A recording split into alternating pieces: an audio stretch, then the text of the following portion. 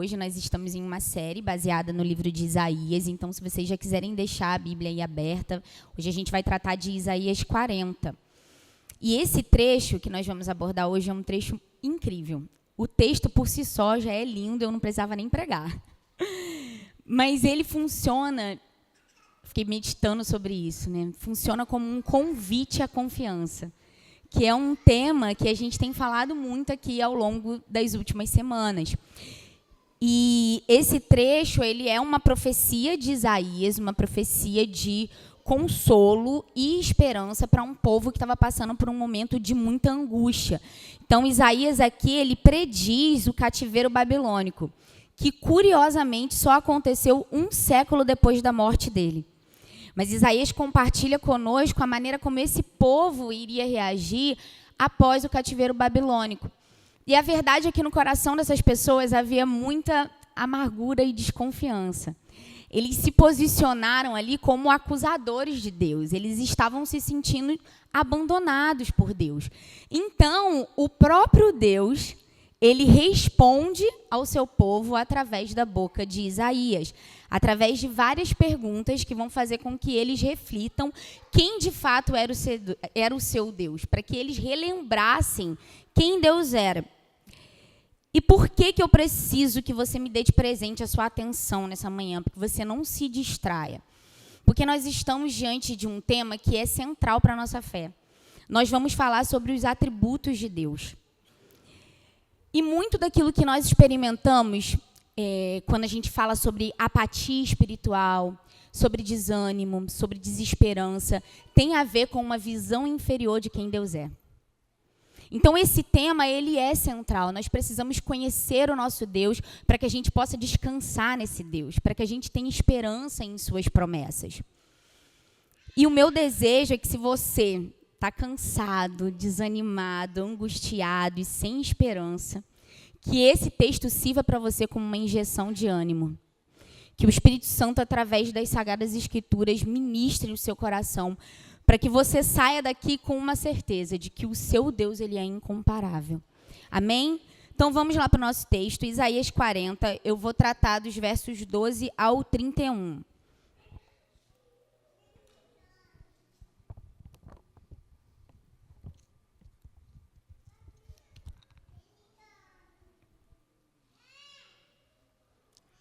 Isaías 40, do 12 ao 31. Quem na concha de sua mão mediu as águas e tomou a medida dos céus a palmos? Quem recolheu o pó da terra na terça parte de uma vasilha e pesou os montes e as colinas numa balança? Quem guiou o Espírito do Senhor? Ou, como seu conselheiro, o ensinou? Com quem ele se aconselhou, para que lhe desse compreensão? Quem lhe ensinou a vereda da justiça, ou quem lhe ensinou a sabedoria? E quem lhe mostrou o caminho de entendimento? Eis que as nações são consideradas por ele como um pingo que cai de um balde, e como um grão de pó na balança. Eis que ele carrega as ilhas como se fossem pó fino. O Líbano não seria suficiente para o fogo, e os animais de lá não bastariam para um holocausto. Diante dele, todas as nações são como uma coisa que não é nada. Ele as considera menos do que nada, como um vácuo.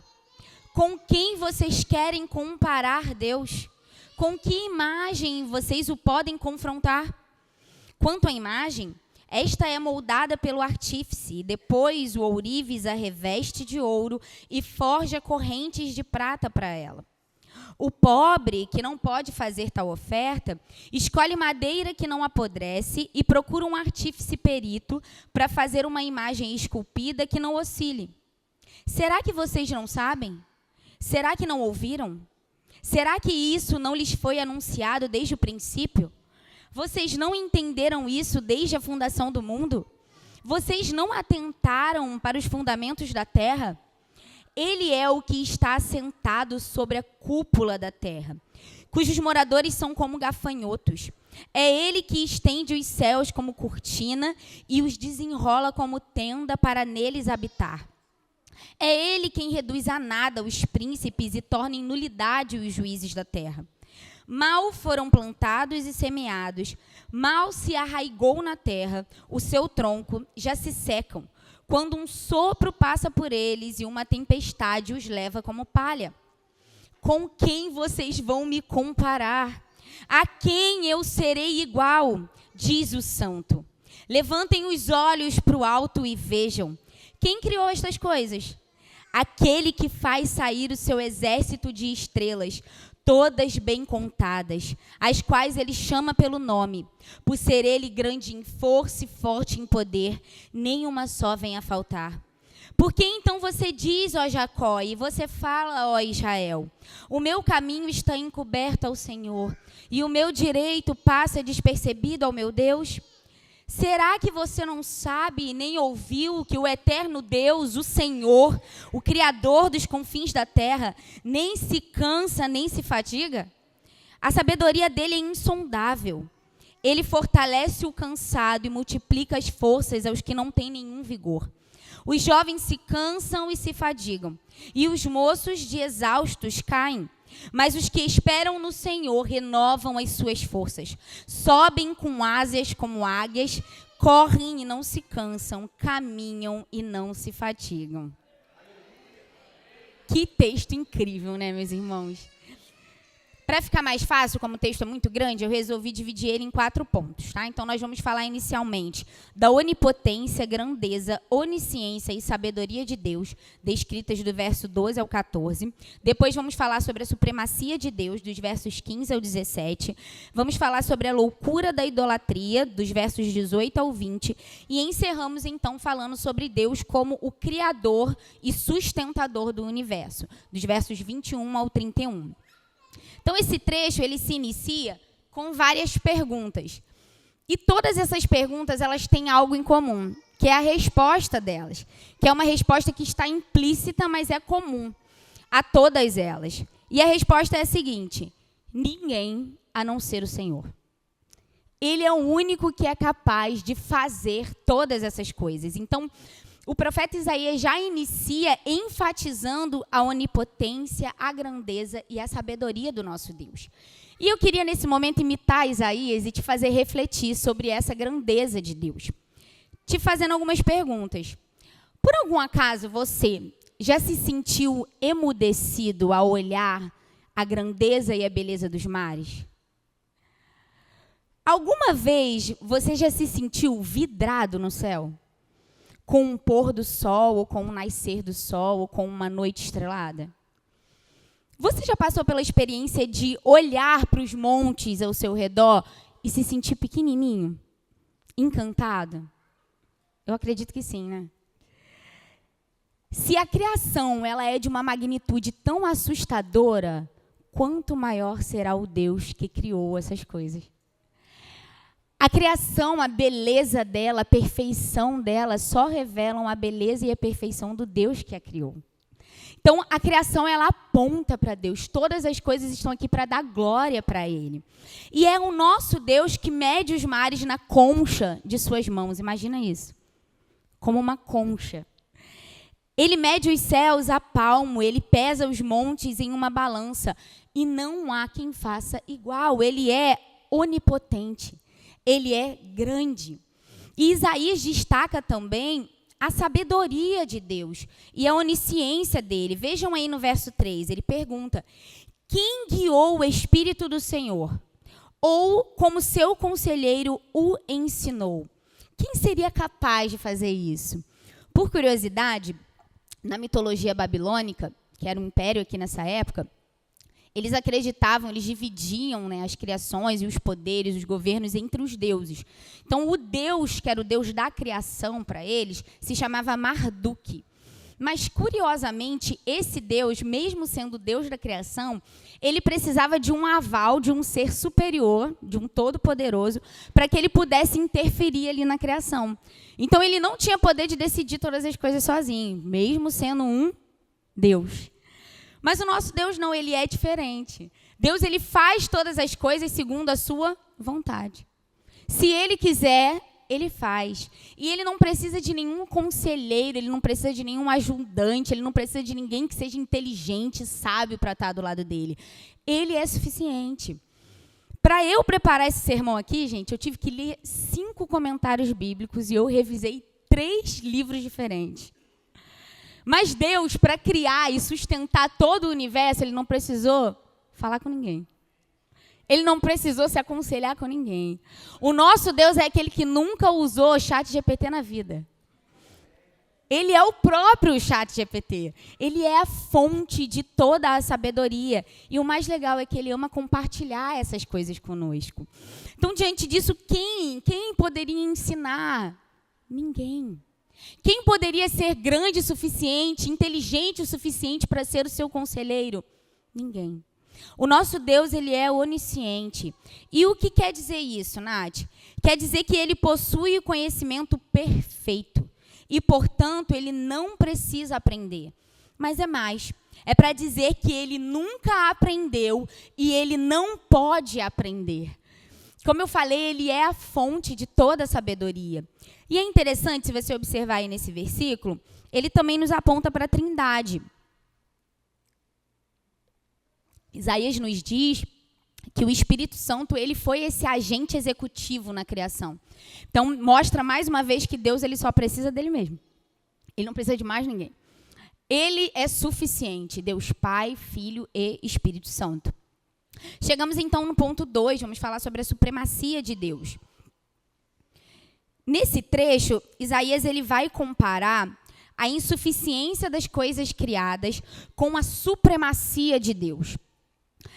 E aqui ele nos revela o orgulho humano. E o quanto que o orgulho humano, ele é uma grande tolice. A verdade é que as pessoas orgulhosas, elas não sabem o que elas estão fazendo.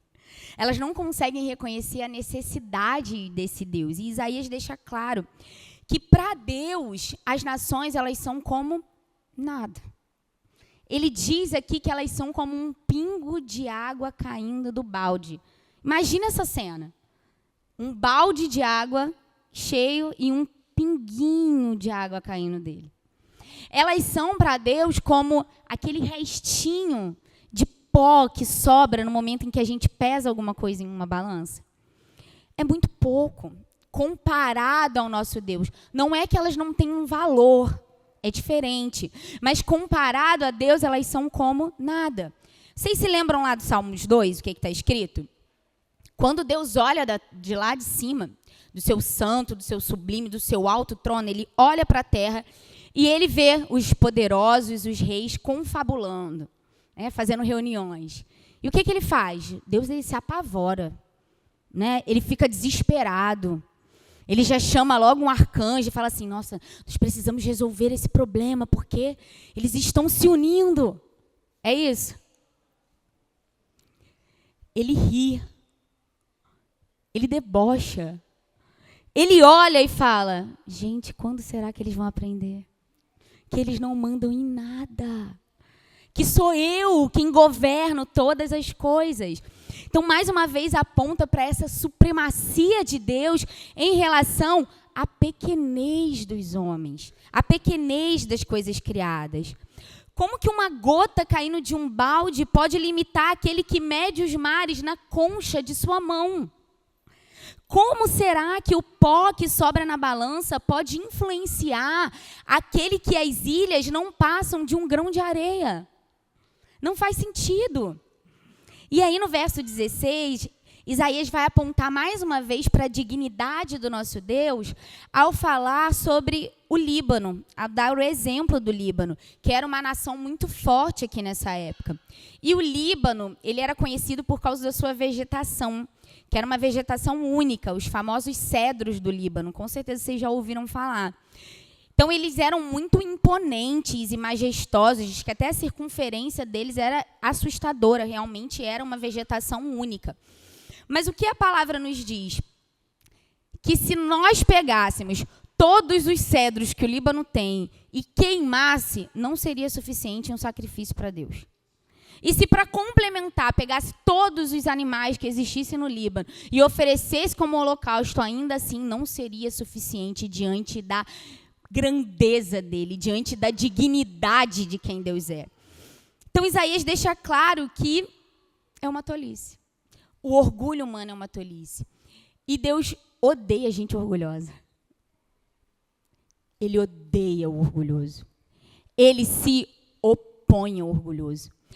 Do mesmo jeito que o coração dele é um coração terno para aquelas pessoas que são humildes e que são dependentes de Deus, o coração dele se enche de ira com o orgulho humano. Então, isso é um pecado que nós precisamos nos libertar. Chegamos, então, ao terceiro ponto. A loucura da idolatria. Aí descrita dos versos 18 ao 20. Isaías pergunta: com quem vocês querem comparar Deus? Com que imagem vocês o podem confrontar? De modo bem sarcástico, ele vai fazer um contraste entre a grandeza de Deus e a pequenez dos ídolos que eram feitos por mãos humanas. Então imaginem Deus, o Todo-Poderoso, questionando isso. É sério? É sério que vocês querem me comparar com um pedaço de metal que alguém vai lá e esculpe e depois banha no ouro? Vocês querem me comparar com isso? É sério que vocês querem me comparar com um pedacinho de madeira que um artífice vai lá e retalha até tornar aquilo uma imagem? E aí coloca umas correntes e pendura em casa para enfeitar? É sério? É sério que vocês querem me comparar com um Deus que é tão poderoso, mas que precisa de um suporte para ficar de pé? Porque senão ele cai, ele tomba. É sério? Eles têm boca, mas não falam. Eles têm olhos, mas não veem. Eles têm ouvidos, mas não ouvem. Eles têm mãos, mas não apalpam. Eles têm pés, mas não andam. Eu não. Eu estou em outro patamar. Eu sou incomparável. Olha que loucura diante desse Deus. E era isso que aquele povo fazia. Eles tinham como Deus o nosso Deus, o Deus de Israel. E eles gastavam tempo fazendo isso, pegando um pedacinho de metal, esculpindo, banhando em ouro. Os mais ricos faziam isso. O ouro demonstrava que esse material era o material das pessoas mais influentes e que tinham mais dinheiro. Mas os pobres também queriam imitar e queriam ter um ídolo para si. Então, eles pegavam um pedacinho de madeira, ia lá, levava para um artífice, para alguém que tinha essa habilidade de esculpir, só para eles terem isso como uma proteção, porque eles queriam ver. Então, a idolatria era um grande problema naquela época. E a idolatria continua sendo um problema para nós, nessa era. Mas a realidade é que a grande maioria dos evangélicos não acredita que a idolatria é um problema. Idolatria é problema para quem? Para o católico. Nath, se você for lá em casa, eu não tenho nenhum altar.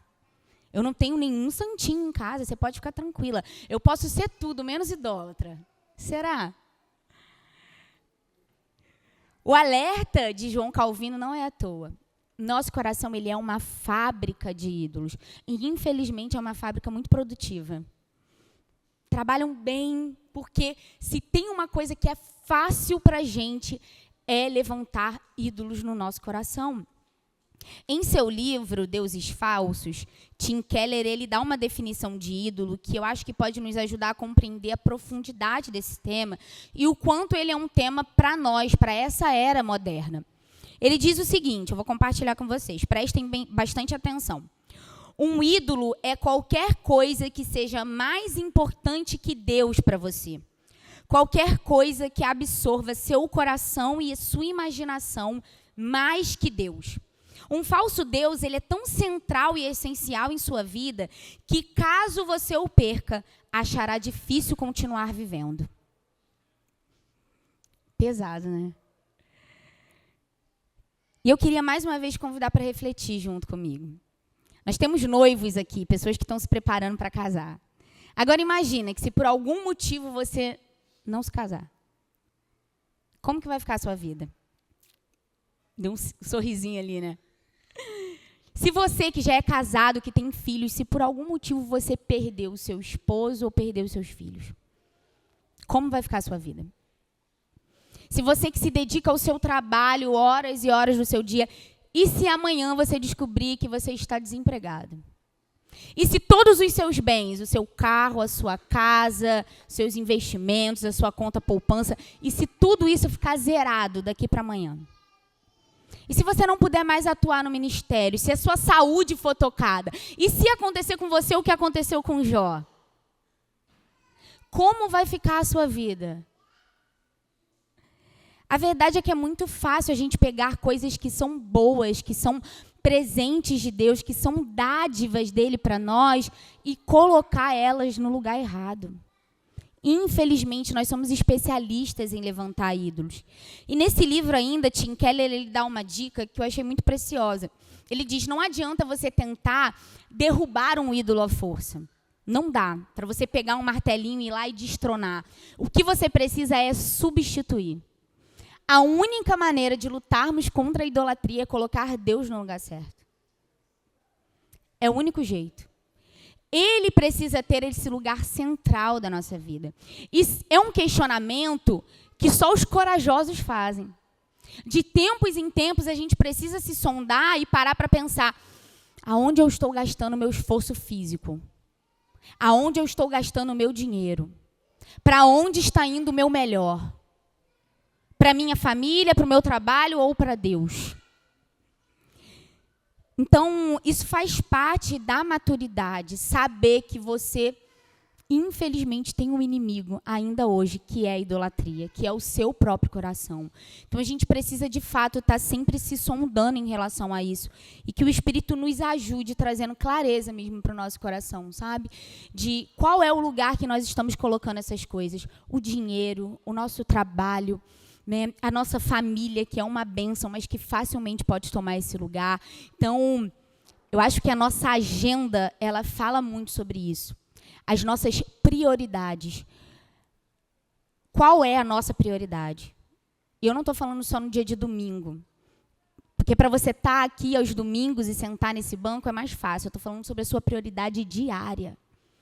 O que tem o seu esforço físico, o que tem a sua força, o que tem o seu coração, de segunda até chegar ao domingo. Amém? Chegamos então no quarto ponto. Deus como o Criador e sustentador do universo.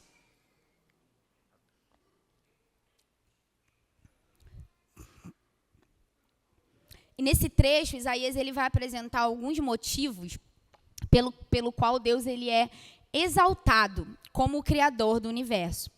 O primeiro desses motivos, se vocês quiserem acompanhar aí, é que ele está assentado sobre a cúpula da terra. E lá do alto, então, ele vê todos os seres humanos como pequenos gafanhotos. Então, isso já traz essa ideia da grandeza de Deus e da pequenez dos homens. Deus também estende os céus como uma dona de casa estende uma cortina, com muita facilidade. Nada é difícil para o nosso Deus. Diante dele, os juízes e os poderosos dessa terra, eles são como plantas. Eles secam e são levados pelo vento. Vocês se lembram lá do Salmos 2? Deus olha para tudo isso e ele ri. Ele debocha, ele não se apavora diante dos homens dessa terra.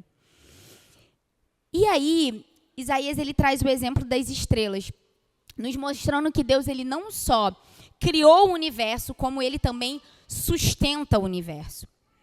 Mas existe um pensamento contrário a isso. Eu não sei se vocês já ouviram falar sobre o deísmo. Alguém aqui já ouviu falar?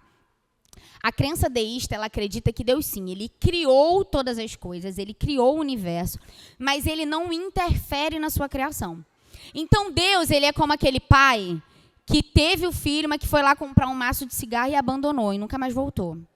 Para eles, Deus é assim. Mas a realidade é que tem muito crente que acha que Deus é desse jeito. Que Deus ele não interfere na nossa vida, que ele não cuida de nós, que ele não cuida do mundo, que ele não cuida da criação. Nossa, mas e se o governo de esquerda tomar novamente poder? O que será de nós? Nossa, a nação tal está se unindo com a nação tal. O que será da igreja? E essas pessoas se desesperam como se Deus ele tivesse perdido o controle das coisas. Como se as coisas não acontecessem pela vontade do nosso Deus. São crentes, mas vivem como deístas. com medo, apavorados, angustiados, com tudo o que acontece no mundo. Mas se existe uma realidade que me encanta em relação a Deus, é justamente o fato dele ser grande e Pai. É o fato dele ser transcendente e pessoal. Isso é incrível. Como pode? Aquele que está assentado no seu alto e sublime trono é o mesmo que habita com o pobre de espírito, com o contrito de coração. Isso é algo muito único do nosso Deus. Então, sim, ele se preocupa conosco. Como nós cantamos muitas vezes aqui, eu adoro essa canção. Apesar dessa glória que tens, tu te importas comigo também. Então, ele é Pai. Isso faz parte do caráter de Deus, ainda que ele seja grande. Tem gente que acha que a grandeza de Deus justifica o fato dele não olhar para nós. Mas é o contrário. Ele é tão grande, tão grande, tão grande, justamente porque ele tem todo o poder, toda a força, e ainda assim ele se preocupa. E ainda assim ele cuida, e ainda assim ele é Pai. E como eu falei, ele traz o exemplo das estrelas. A ciência não consegue definir o número exato de estrelas que existem, mas é em torno de 10 sextilhões de estrelas. É muita coisa, gente. Se nós fôssemos somar todos os grãos de areia de todos os desertos do mundo, mais as praias, somados não daria o número de estrelas que existe. Então, é estrela pra caramba. Mas o que Isaías está dizendo aqui? Que Deus chama elas pelo nome. E eu fiquei imaginando isso todas as noites, ele indo lá. Vamos lá, minhas meninas, iluminem o céu para a minha glória, vamos. Eu sei que vocês fazem isso bem, vai lá. Isso me emociona, gente. Esse é o nosso Deus. Ele conhece o nome das estrelas. Ele conhece o seu nome. Ele conhece o meu nome. Isso é incrível. E Isaías afirma aí no verso 26, algo que eu fiquei meditando bastante. Ele diz que Deus ele é grande em força e forte em poder. E eu gostaria de trabalhar um pouquinho isso aqui. Costumeiramente, nós evangélicos, nós limitamos a força e o poder de Deus a basicamente 3 coisas. Vê se vocês não concordam comigo. Curas, milagres e provisão financeira. Não é assim? Nossa, minha tia descobriu um câncer. Ela foi lá, fez um exame, fez uma tomografia, o câncer estava lá. Quando ela foi repetir esse exame, o câncer sumiu. Então, Deus é forte e poderoso. Nath, eu estava com uma dívida de R$500, iam cortar a minha luz. E aí a minha prima, que mora lá no Nordeste, fez um pix para mim de R$500. Exatamente o valor. Deus é forte e poderoso. Mas eu queria muito te fazer refletir nessa hora. A cada dia eu tenho me convencido de que a força e o poder de Deus se manifestam grandemente na salvação das nossas almas. O fato de essa igreja estar a essa hora cheio de pecador sentado, com a segurança de que foi salvo por esse Deus, gente, isso é muita força e muito poder. Muita, muita, muita.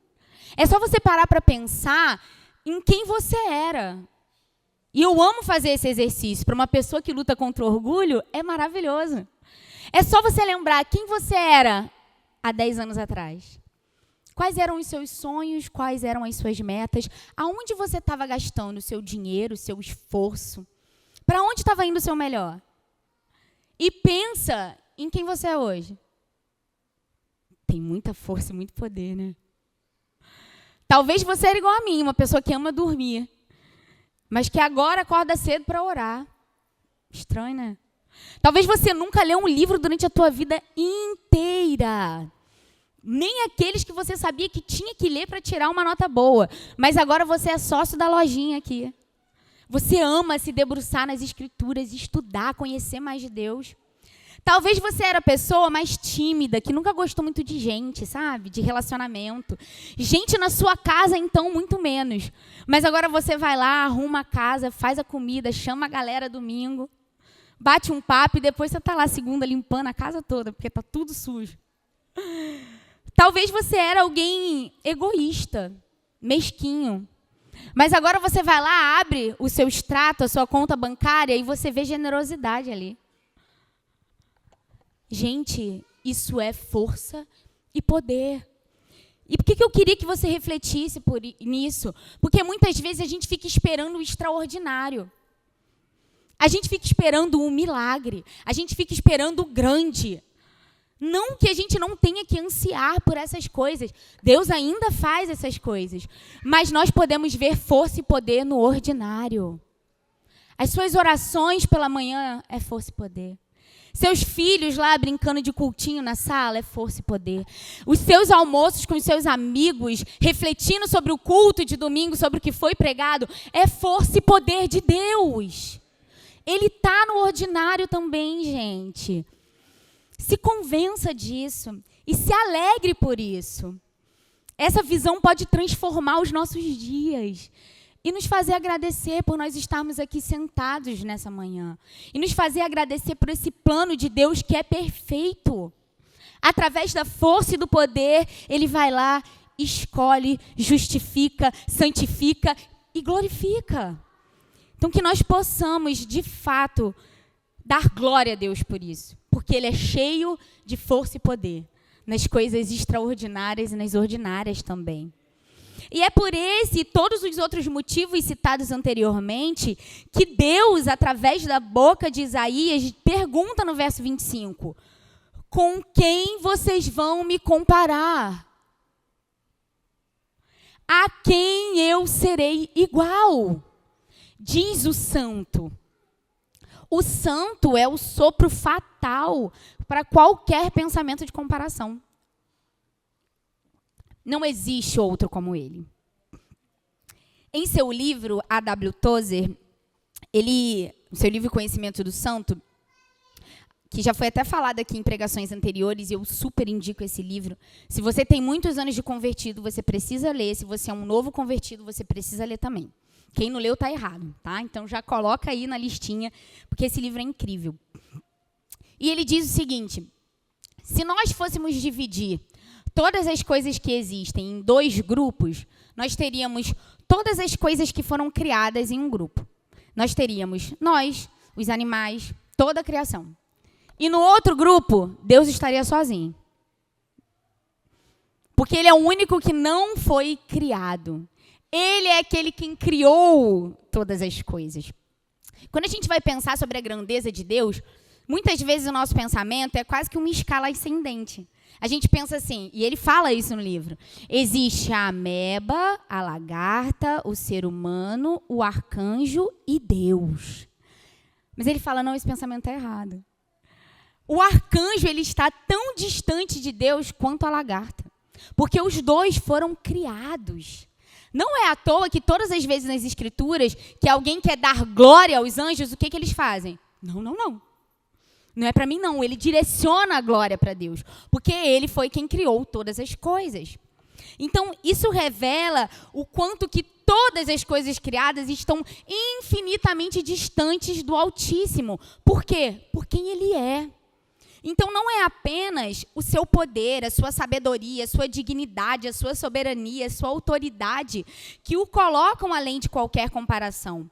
Ainda muito mais relevante é sua inatingível e incontestável perfeição moral. Ele é o santo, ele é separado, ele é totalmente outro, ele é incomparável. Diante desse Deus, o questionamento aí do versículo 27 se torna um questionamento infundado. Eles questionavam: o meu caminho está encoberto ao Senhor e o meu direito passa despercebido ao meu Deus? Como eu falei, eles estavam sim passando por um momento de muita dificuldade. Imagine vocês, isso acontecer conosco. Se hoje alguém invade a nossa casa, pega tudo aquilo que a gente tem e nos leva como escravos para um outro lugar. Isso é de abalar as estruturas, não é? E eles se questionavam, então, será que Deus não está nos vendo? Será que Ele parou de ouvir as minhas orações? Será que Ele não vê a minha dor? Quem nunca? Quem nunca passou por esse tipo de questionamento? Acredito que todos nós, em muitos momentos. E então Deus, ele responde no verso 28. Será que você não sabe nem ouviu que o eterno Deus, o Senhor, o Criador dos confins da terra, nem se cansa, nem se fatiga? Deus responde. Diferente do que o povo imaginava, Deus não estava cansado demais para intervir naquela situação. Nem estava fraco demais para ajudá-los. A questão era que Deus não queria fazer aquilo. A questão é que aquele não era o momento. A questão é que aquilo não fazia parte do propósito de Deus. Não agora. Então Deus afirma, eu não estou cansado. Eu não sou fraco. Não é esse o problema. Mas os dias difíceis, eles falam muito sobre quem nós somos. E fala muito sobre a visão que nós temos de Deus. Mas eu queria muito te encorajar nessa manhã. Deus está presente ainda nos dias difíceis. Deus estava cuidando do seu povo naquela época e Deus está cuidando de nós ainda nos dias difíceis. Os dias difíceis, eles não mudam quem Deus é. Os dias difíceis não mudam quem Deus é. Mas, Nath, eu não posso lamentar? Sim. Existe espaço para o lamento. Existe espaço para você estar triste. Mas o que você não pode é murmurar. Existe uma diferença entre lamentar e murmurar. Quando a gente olha para as Escrituras, os Salmos, o próprio livro de Lamentações, ele nos mostra isso. O lamento é essa angústia da alma sendo colocada para fora, mas no final, as declarações são todas declarações positivas sobre quem Deus é. Eu estou quebrado, mas Ele é forte, Ele é poderoso, Ele é o meu escudo, Ele é minha rocha, Ele é o meu descanso. A murmuração não, a murmuração ela desconfia de Deus. O murmurador, ele pega os seus problemas e ele diz, você é culpado, é porque você é mau, é porque você é injusto, é porque você não me ama. Então, conseguem perceber que existe uma diferença? Existe sim espaço para lamentação, mas não existe espaço para desconfiança de Deus. Então, que o Senhor nos livre disso. Até porque existe um detalhe sobre Deus que não pode ser esquecido. E Isaías diz aí, a sabedoria dele é insondável. Sabe o que significa essa palavra insondável? Significa inexplicável, incompreensível para a mente humana.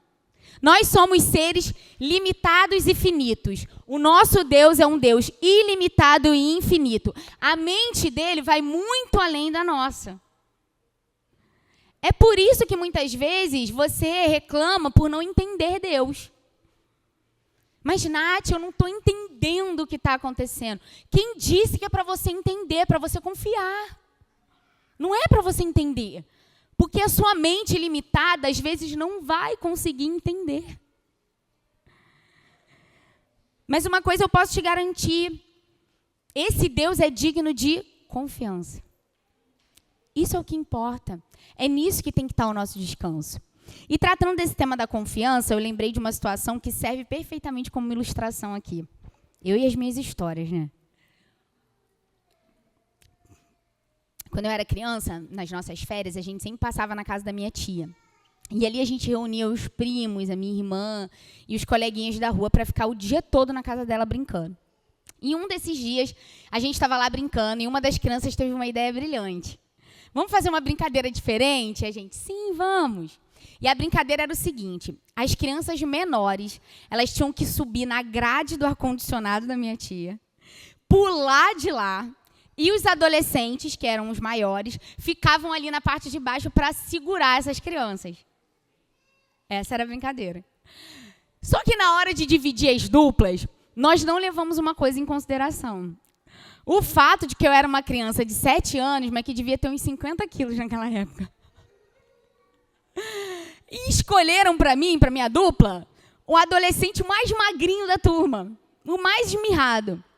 E eu fui subir na grade do ar-condicionado, me joguei da grade. Quem adivinha o que aconteceu?